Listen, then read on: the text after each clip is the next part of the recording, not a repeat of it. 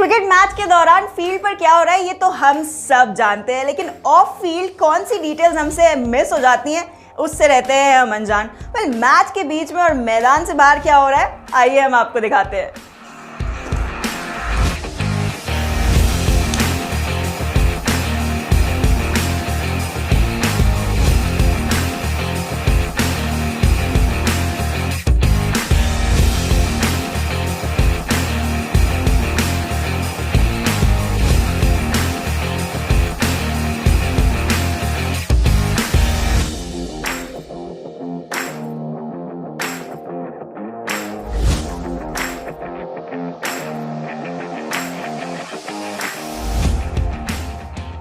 India versus England series का 4th test आज खेला जा रहा है और अब स्टार्ट हो गया, जो हो रहा है दुनिया के सबसे बड़े स्टेडियम यानी कि दी नरेंद्र मोदी स्टेडियम में।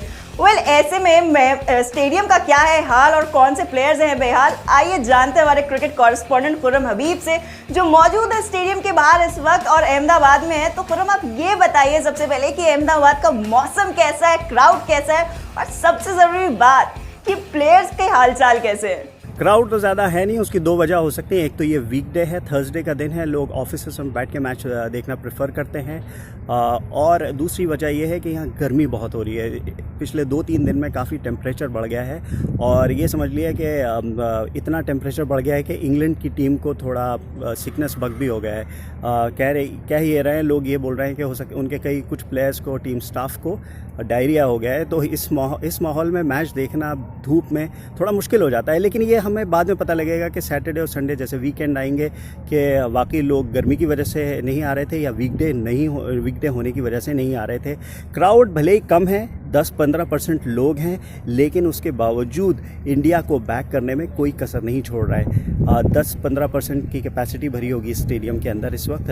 10-15% की कैपेसिटी से ज़्यादा लोग नहीं होंगे इस वक्त स्टेडियम में, और उसके बावजूद ये पूरी, जब भी कोई अपील होती है, विकेट गिरता है इंग्लैंड का, तो पूरे तरीके से they make such a loud noise that everything is overpowered every other talk. So for example, अगर मैं अंदर बात कर रहा हूँ या किसी से बात कर रहा हूँ प्रेस बॉक्स में या कहीं बाहर, तो जैसे ही कोई अपील होगी तो मुझे रुकना पड़ता है क्योंकि आवाज़ इतनी हो जाती है। तो माहौल तो अच्छा अभी भी फ़ैन का बना हुआ है और इंडिया को कम्प्लीटली, जैसे होता है हर मैच के अंदर, India has got the upper hand because of the crowd also.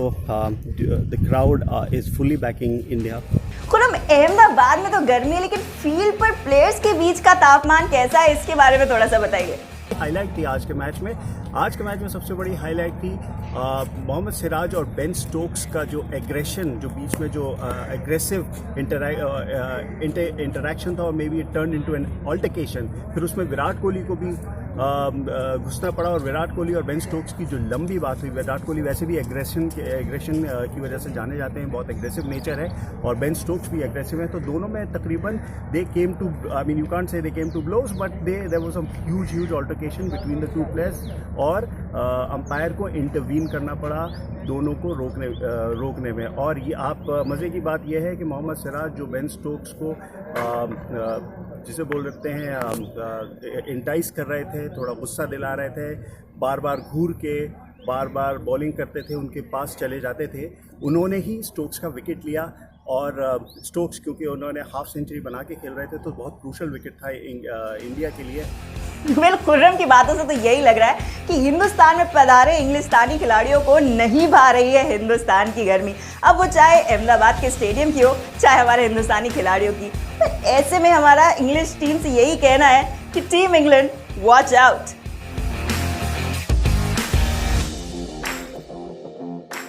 अब मैं आपको बताती हूँ एक मज़े की बात। इंडिया वर्सेस इंग्लैंड सीरीज़ में एक उड़ती खबर आई है कि एक खिलाड़ी जो है हमारे, वो जल्द शादी करने वाले हैं।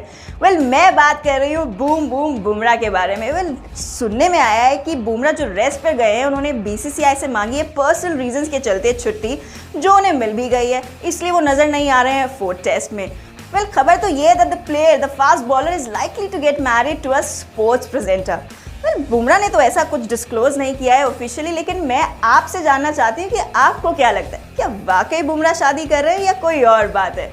हमें बताना मत भूलिएगा हमारे कमेंट सेक्शन में। और अगर ऐसी खबरों के साथ आप बने रहना चाहते हैं, ऑफ फील्ड खबरों के साथ आप कनेक्टेड रहना चाहते हैं, सब्सक्राइब कीजिए हमारा चैनल और हिट कीजिए बेल आइकन को।